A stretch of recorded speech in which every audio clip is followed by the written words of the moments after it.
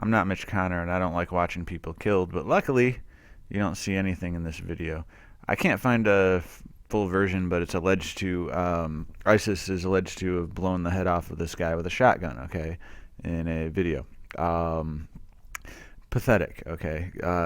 It doesn't show shit. It just shows him cocking and then aiming the shotgun at the guy, and then it's over.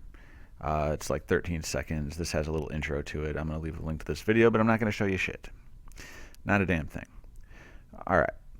But I will leave links to more information on it. This video, this article here that I'm not going to open up. And it's ridiculous. I thought it said when I saw it on Fox News, but it was muted, that it was American hostage or something, but apparently not. Because, see, the last U.S. hostage was killed in a Jordanian airstrike. Alright, now I'm kind of annoyed. I was going to make this video a few days ago, and a site intelligence group is involved in breaking this, so it means it's probably fake, because everything they do is friggin' fake. Now, what I was about to say was that she is a U.S. aid worker, and it seems to be scrubbed from, I can't remember if it was this article, this RT article, with the aid worker, or this one. And this is a sick bitch, because let's just say she did die. Dead ISIS hostage was Jew-hating anti-Israel bitch. What a fucking cunt to say that about another human being. And from what I understand, this woman here calls herself a Christian. So she's a fake Christian, and she can fuck off. I imagine even Christ would tell her that. So, it's not anywhere in here, but it was in one of these two articles, because I was trying to show the connection there between U.S. aid and these Islamic thingies, these ISIS thingies, these beheadings and shit, and these killing of hostages, okay? Even though it was a Jordanian airstrike that did it, but nonetheless, she clearly is an aid worker. Her and her boyfriend disappeared in the city of Aleppo, blah, blah, blah. There's a history of U.S. aid being connected to the CIA, and I'll leave a link for that story. It was discovered years ago. She's anti-Israel. She likes the people that throw rocks to defend themselves instead of the people that shoot missiles to defend themselves against rocks. Fucking insanity. So this is going to be a link-filled description down below. This guy, no one is watching this channel, made a video when I was before I started researching it, and I noticed it in the search. I shared with him this link: the murderous history of USAID, the U.S. government agency behind Cuba's fake Twitter clone. It documents how it's Doctors Without Borders, blah, blah, blah. You're right. She is CIA. More than likely, never existed as that so-called person. Thanks. USAID, CIA. So now that there's no more American hostages, Obama asked Congress to ramp up military force against the militants.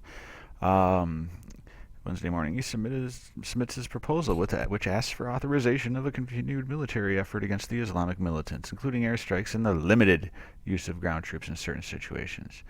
I was listening to Rush Limbaugh earlier today, and he's like, yeah, finally Obama called them terrorists, but he's not calling them Islamo-fascists or whatever. He's not saying it's Islam, because it's got to be all about Islam, Yeah. ISIS threatens American personnel and facilities located in the region and is responsible for wait, what? These guys didn't die? Those were fake. Those were fucking fake. Oh yeah, what do you know? It's the news lying. The proposal seeks to limit the campaign against ISIS to 3 years, meaning Mr. Obama's successor would have to get further authorization from Congress to continue the fight. While it would authorize some ground forced from entering the fight? I think they mean ground forces. Journalists.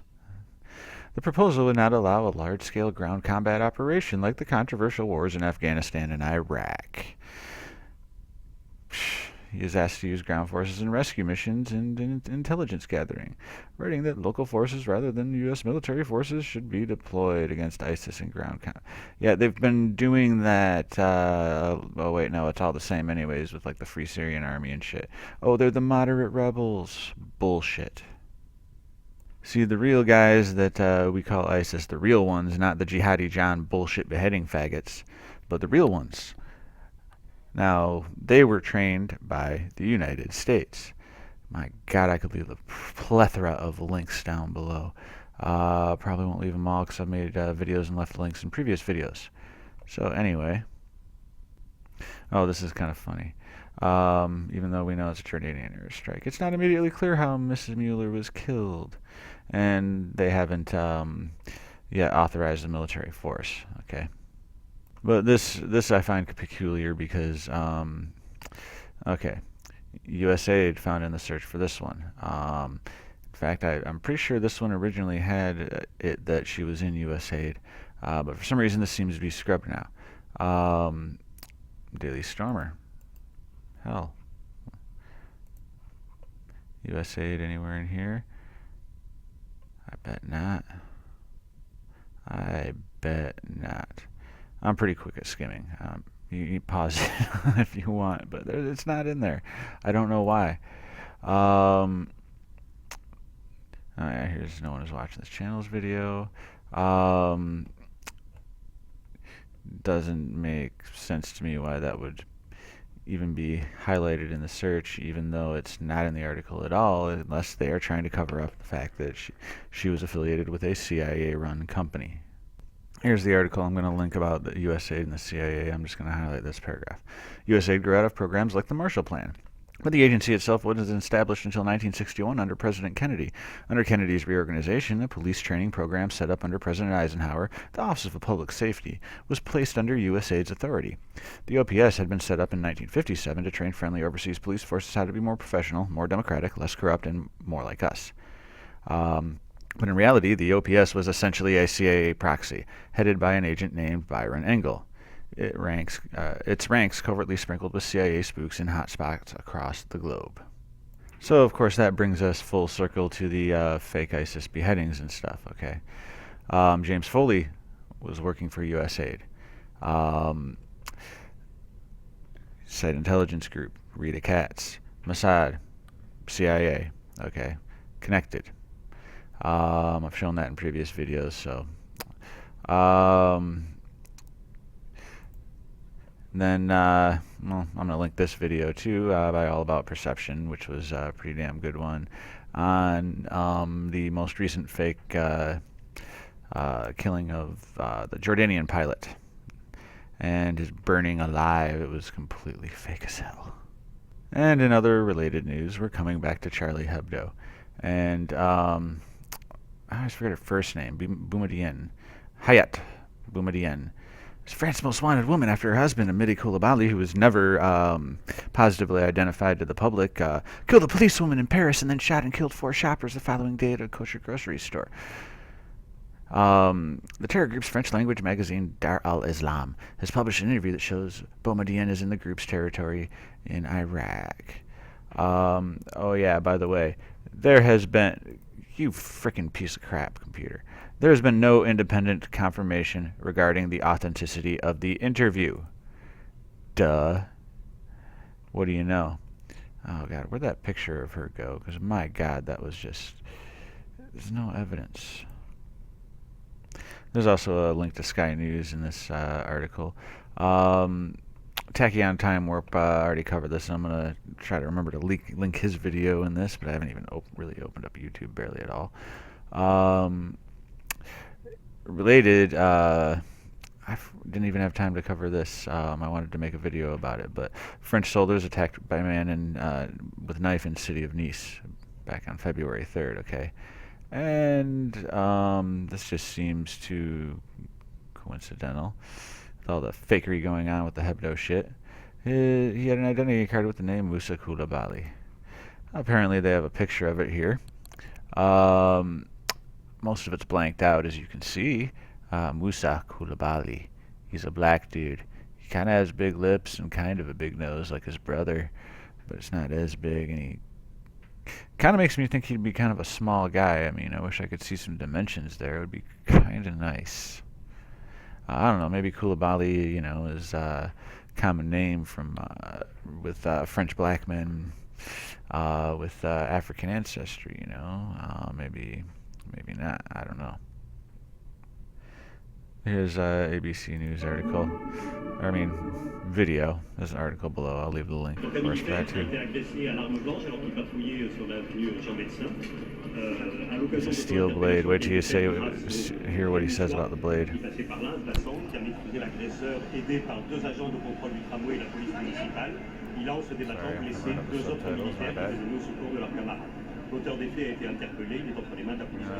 I'll back it up here. L'appellation qui a été faite grâce à Niçois qui passait par là, passant, qui a maîtrisé l'agresseur, aidé par deux agents de contrôle du deux agents de contrôle du tramway et la police municipale. Il a, en se débattant, blessé deux autres militaires qui étaient venus au secours de leurs camarades.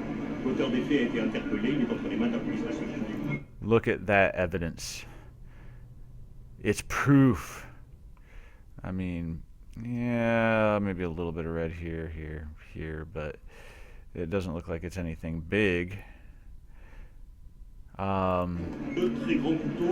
two huge knives resembled machetes more than knives. Wow. Sorry, not buying it. So back to Moussa Coulibaly, France 24, of course. He told investigators of his hatred of French Jews, the police, and the military. And no, I'm not one of those it's the Jews people, okay? But Israel does some nefarious shit. Their government's pretty freaking evil. Anyway, you can read it yourself. I didn't really think the article was all that important other than the picture. But then we got this Daily Beast article from a couple of days ago. Terror is the new normal in France. Yep, because it was about creating more of a police state, just as it always is. Always. It's becoming a hallucinatory new normal in France. 1 month ago, 17 people killed in 2 terrorist attacks in France. Last week, a knife attack in broad daylight on French soldiers guarding a Jewish center in Nice. And now the news Monday is that police were shot at by a gang of hooded gunmen in a Marseille ghetto that was promptly put on lockdown. By the way, those are just frickin', it involved gang and drug violence. So they're freaking out over nothing. What do you know? Despite that, 7,000 people were told to return to their homes, and the area was sealed off for much of the day. The psychological impact of the mass thugs with Kalashnikovs that were never positively identified.